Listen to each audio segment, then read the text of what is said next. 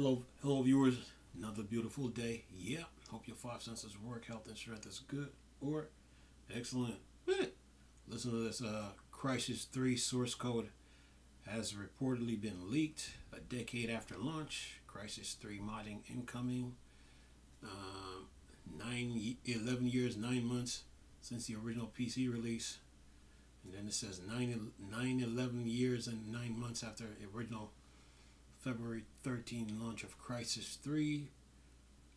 Years following the remaster launch, the source code of Crysis 3 has been acquired by a known code leaker / researcher at 7tech underscore 6667 on Twitter, as reported by VX Underground.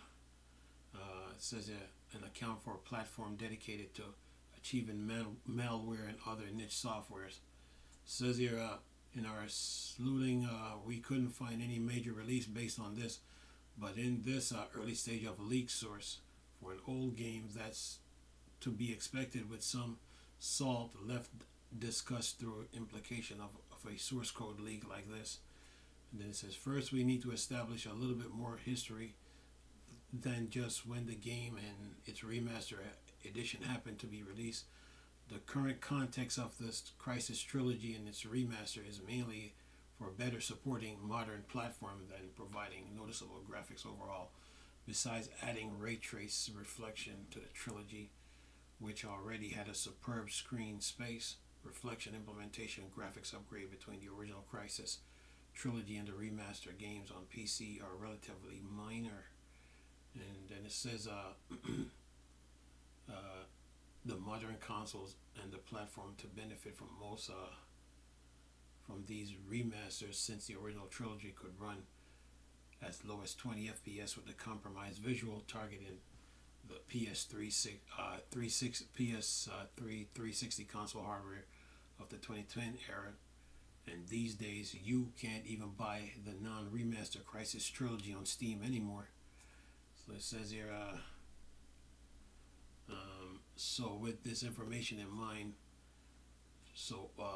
what exactly does a source code leak for Crysis 3 means for the current game? Well, one significant change between the original Crysis subsequent entry in the trilogy as well as the remaster is the near complete dropping of mod support after Crysis 1.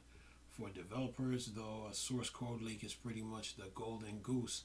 A game engine with all its internal exposed is a mod dev happy place, even though using said source code leak can be legally dubious. Says here, as far as a separate game rather than mod development goes, it's unlikely that we'll see much of this prior source code leak of the CryEngine 3 have already occurred, so it's not like people don't understand how to meet or exceed the technical capabilities of a decade-old game engine. The current version of the CryEngine, released in 2022, is CryEngine 5.7.1 for your reference. Yeah, leaks, man. I hate them. I hate leaks. That's just me though. I hate leaks. Let's see what else we got here. Let's see.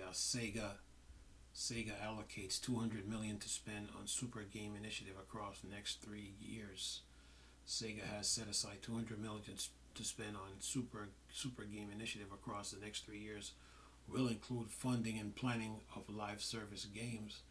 Says Sega plans around $200 million on its interesting new live service oriented game infrastructure, aka Super Games. Sega reiterates its new midterm plans for games development and IP expansion include its still in development Super Game Initiative. And it says Japanese game publisher Sega has been planning an interesting new strategy for a while now. The company wants to get into live service game and put together a new umbrella term for its idea. Super Game take on a mega hit live service game that rules gaming today, and Sega happens to have one such game under its wing with Phantasy Star Online. This plan was paired back with the cancellation of Hyenas, a shooter game from Creative Assembly. And what it says here, a few financial snippets from Sega latest annual report shows how a publisher is treating its super game strategy. In the years ahead, Sega will allocate over 30 billion yens, or about 200 million in today's exchange rate, to fund super game across the next midterm range of 3 years. And then it says the bulk of the money, or a tripling of the super game budget to 90 billion yens, 601 million, will be allocated for principal development of new games as well as new iteration of classic IP. For instance, Sega did announce that it was working on a new online enabled Crazy Taxi game that will have microtransaction. This could be the first of example of Sega super games. And then it says in the report, Sega CFO Koichi Furukawa says, looking further ahead, we also develop super games as a content/server that can be rolled out across a wide range of media, engaging a wide range of users globally. We're concentrating our resource, including human capital, taking our time to work on this as an important strategy for building pillars of long-term future growth. We'll continue to leverage our extensive IP to make better games, greatly increase Sega brand's value, as well as helping expand the perspective of the entire Sega Sammy group as we move to the next level. All right, Sega. All right, what else we got here on the? Okay, we did that already. Yeah. See what else we got here. Okay, we did. Okay, what else we got here? Let's see here. Acquiring the parent company of Elden Ring Dark Soul creator From Software outright to be too expensive for Sony. Japanese analysis say. Says here, analyst as an analyst says some Sony is reportedly only interested in Kodokawa Anime and video game division. But it says after online rumors swirled around last week, Kodokawa has since confirmed that Sony is in fact interested in acquiring the Japanese media conglomerate known for its anime and manga publishing, as well as its majority 70% share in From Software, the studio behind Elden Ring and Bloodborne. The deal is far from being set in stone, though, as Japanese analysts are now predicting that Sony could pull out of the discussion due to Kodokawa's costly price tag. Says here, that's according to Japanese Toyo Keizai, based on translation from Automation, which reports that Sony might stop short of outright buying Kodokawa, while Sony is reportedly more interested in the company anime and video game division. Kodokawa is said to be shopping its wares altogether, including its non-nerdy business venture. Kodokawa also published adult books, television, magazines, and more, for example. And the entire company is estimated to be worth over 640 billion yens, around 4.2 billion, according to Macquarie Capital Securities Japan. And it says here, Sony has of course laid down that amount of money in the past. Buying Destiny maker Bungie also cost it 3.6 billion, for example. However, as Automaton points out, Sony has recently been dropping mountains of cash elsewhere, nearly with reports of 1 billion, roughly 1.27 billion buyout of classic rights from Queen and Pink Floyd that probably put a dent in the company's wallet. That means if a bidding war were to begin between Sony and Kodokawa, other main shareholders, Korea, Keiko, a Chinese Tencent, then PlayStation maker, would likely back out completely. And It says here, anything else? Some investors reckon the money would be worth it solely to get Dark Souls, Maestro, Hidetaka Miyazaki on board for now. But that's all purely speculation, as neither company has publicly reached a decision. And okay, all right. Next piece of news here. What's this? Kind of weird that Sony's out of money, can't come up with the money to buy out From Software.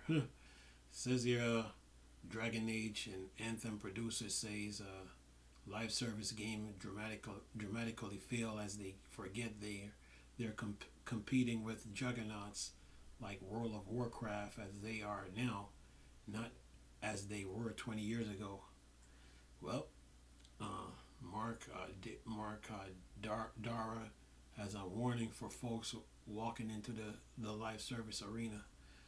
Well, DC Universe really laid the foundation on that premise. But anyway, says here, former BioWare executive Mark Dara, who was a longtime producer on Dragon Age series on Anthem, says that so many live service games have suffered the same doom fate as this X-suited shooter, because companies forget they're competing with games like World of Warcraft as they are today, not as they were at launch. And then they say in his most recent YouTube video, Dara spoke out about some of the disadvantage plaguing new live service games that aim to continue growing for years after launch. When I'm trying to get you to pick up my forever game, what I have to think about is the fact that I am not competing against that other forever game at its day of launch. Dara says, I am not competing with World of Warcraft on the day it came out. I am competing with WoW at the last moment that the prospective player played the game. That game got better after its launch for that player. Even if they were not playing it any longer, that experience improved for them. Hopefully, over time, they've played it. And then they say, keeping up with a game that effectively been in development for decades, as is the case with World of Warcraft, says here, it's one thing, but Dara also highlights that from a player's perspective, switching between games isn't about quality. You're competing with the inertia of that people that have already integrated this game into their day-to-day life. Many players slot live service into their daily routine, and may already have a social circle built around these digital worlds. Some games that have been amassing millions of players a day have a built-in advantage. And then it says here, you need to be better enough than that game to make it worth a while of going to all the trouble of switching. They need to buy this new game. They need to convince their friends to come along with them. They need to relearn this game. They need to re-level up. There are a lot of barrier to switching between two live service, but if I have already set that other live service aside, the fact that I played it for so much longer has anchored a perception of what this kind of game is supposed to be like. That is the new competitive game has to overcome, he continues. And then he says, Dara says that so many live service games have failed so dramatically because companies have forgotten this or didn't know it in the first place and are thinking this live service only needs to be comparable to the other live service and doesn't need to dramatically beat it. I also add that there probably aren't enough hours in a day for people to support the dozen of live service games that come out every year forever. So let maybe hit the brakes. Well, like I've always said, look, when it came to the Avengers, they had the blueprint. They had the Activision kind of the Activision Spider-Man games that was like open world to learn from, and they had DC Universe to learn from. They had a blueprint. They just didn't follow it, and they paid a price. When it came to Anthem just needed DLCs and expansion, and the environment need to be a little bit more open. For instance, like flying above the the tower where you come from, and then be able to fly back down. All that stuff need to be fixed. So those games need DLC and expand. Anthem needed DLCs and some expansion. The Avengers just needed to follow the blueprint that DC Universe laid out for them. And who was that? Activision Spider-Man games. They didn't follow it, so they paid a price. Anyway, what else we got here? On the news front. Oh wait a minute. Whoa, come back here. Where are you? Where did you go? Yeah, where did you go? Uh-oh. Just had you too. Okay.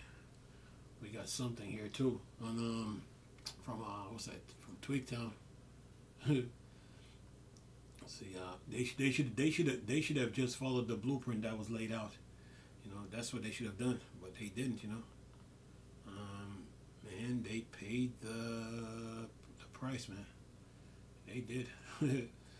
So yeah, you got to follow the blueprint, man, because those Activision Spider-Man games, they were open world. It's just that the PlayStation, Insomniac with the PlayStation 4 hardware improved on that. The Activision Spider-Man games, they're good, but Insomniac improved on those games with a better hardware, which means that the environments can be a little bit more detailed. Anthem, Anthem just needed DLCs and expansion, and the environments need to be a little bit more open to where like you can fly up to the clouds and back. So yeah, that's all they had to do. All right, now where was I at before I was rudely interrupted? Let's see here. Was it Tech for Gamers? I see something about GTA. Let's see, what do we got here? Okay.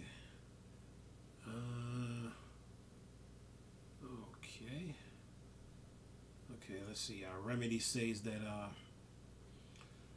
Max Payne remakes progressing well in production. Okay, good news for you Max Payne players.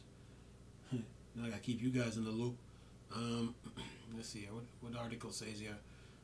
Max Payne remakes finally entered production a few months ago. This upcoming release, set to bound the first two games in a collection, promised to bring the franchise back to its past glory with a fresh coat of paint. The Fallen Production Studio has also shared a new update on the two games as per Remedy latest earning report. And then it says Max Payne Revival is moving along smoothly. Why it matters? The franchise is closely tied to the studio legacy as a game developer and has been a fan favorite for such. Fan favorites as such. Fans are incredibly excited to see this series returning in coming years. And then it says here, regarding Max Payne, the company confirmed that work is progressing steadily and that important milestones are expected soon. It says, while this is a small detail in grand scheme of things, it serves as the first piece of information on the project. And since production began in August, moreover, the team confirmed that Max Payne is currently part of its long-term business prospect. And it says here, therefore the remakes will likely bring series closer to Remedy's connected universe. Perhaps the team will even create a more original entry if the opportunity arise in the future. And then it says, in the same report, the studio confirmed that Control 2 is set to begin production soon. Additionally, Alan Wake is on track to earn a profit 1 year after its release. And it says here, if I can get it out, it says here, based on the current progress, Max Payne should be a more significant part of Remedy's earning report next year. Remedy may even tease the game through an official trailer very soon, giving fans of the IP plenty of reasons to be excited. And then it says, are you looking forward to the remakes? Alright, keep moving. What else we got here on the gaming news? Keep you guys in the loop. Here's another one. And what's this?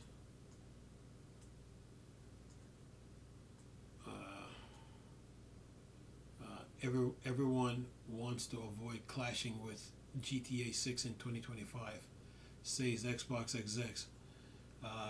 GTA 6 will overshadow everything in the fall of 2025.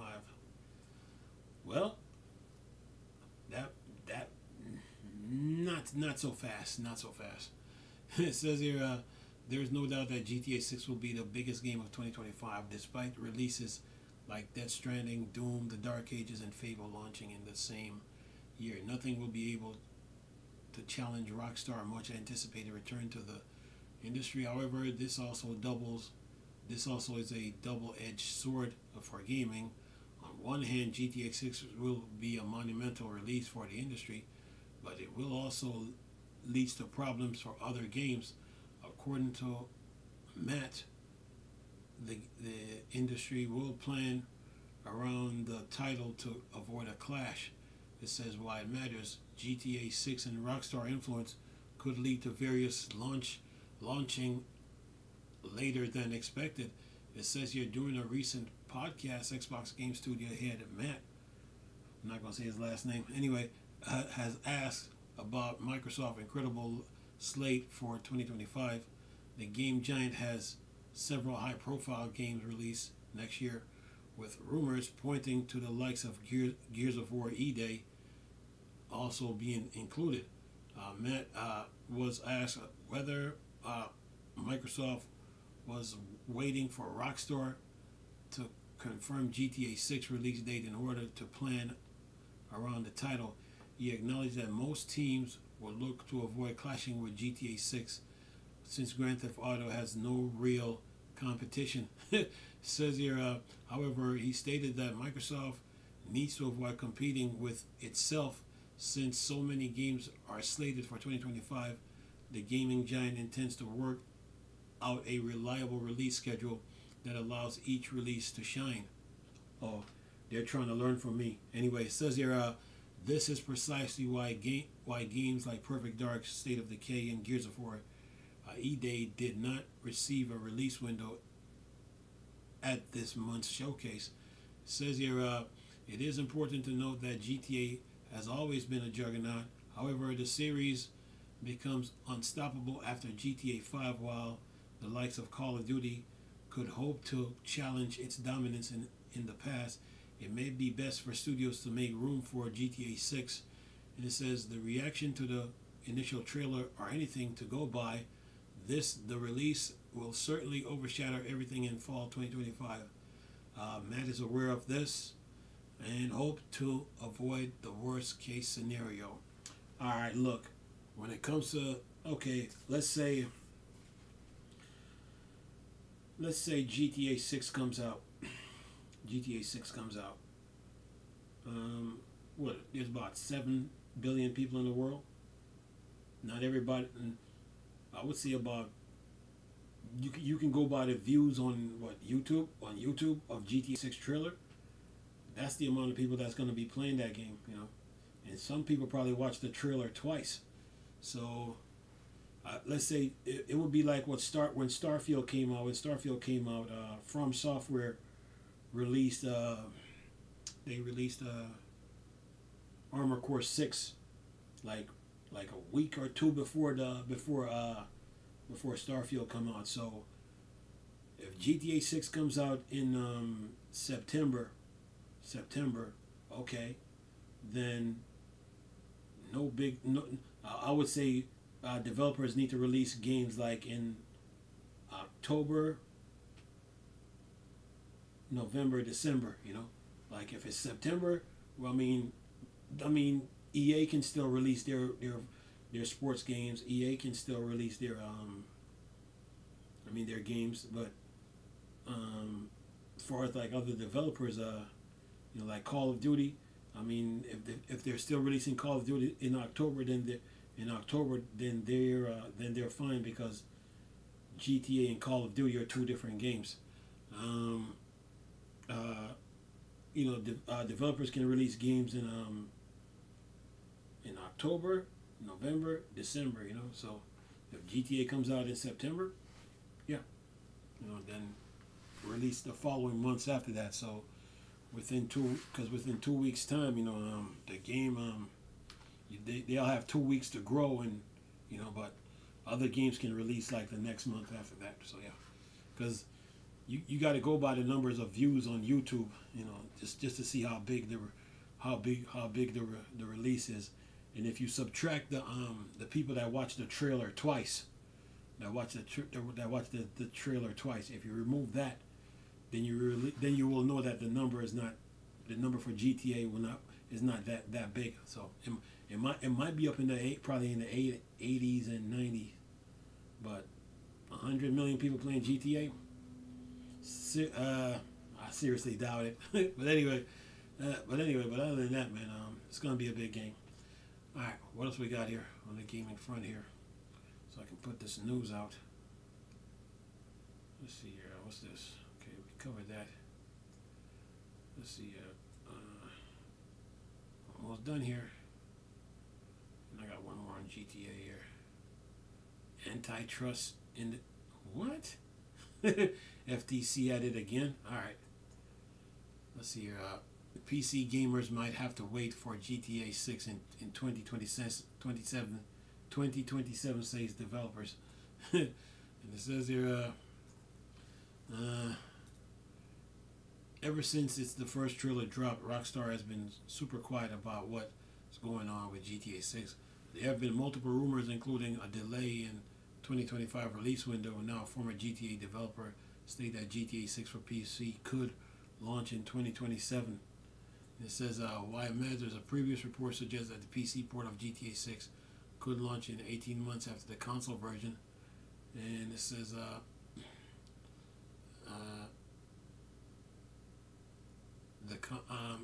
if the game is indeed planned for H2 of 2025 or even 2026, the 2027 PC release is rather imminent. So it says here, Ove Vermeer worked as a technical director for Rockstar until 2009 after the release of GTA 4. He also commented earlier on how Rockstar had to delay GTA 4 just 4 months before the release due to performance issues. So GTA 6 claimed 2025 release could also be altered. He further states that because GTA 6 has no competition, Rockstar won't release its until the game is 100% ready. And then it says, this is essential in today's world when most games launch in a broken state. As big of any entity as GTA is, it would be a shame if it's faced similar issues. And it says, let's see, a user Vermi about the PC port, to which he replied that fans would have to wait until 2027. We hope he just joking about it, but if the game indeed gets a delay to 2026, this is something that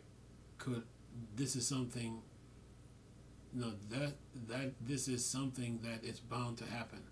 And then it says, so if the reports is indeed planned for 2027, PC gamers will have to wait another 2 years to experience GTA 6.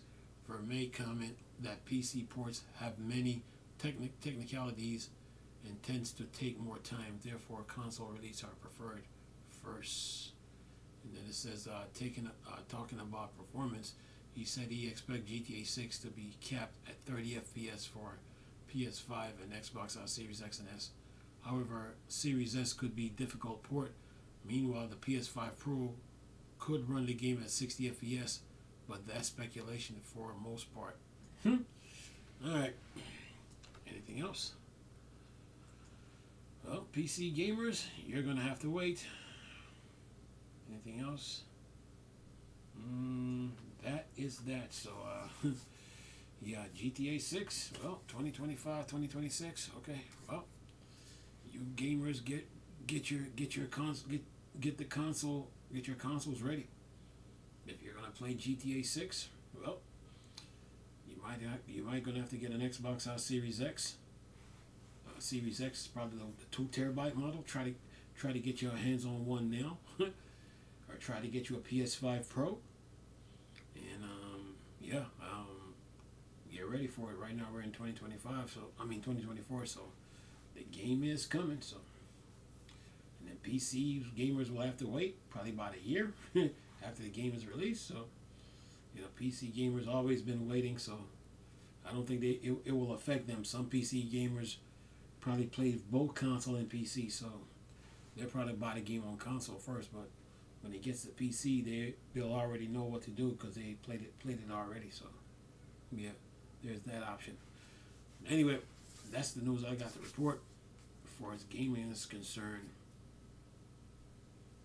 Wait a minute. see if I got one more here. That's all the news I got to report. Hope you guys enjoyed the video.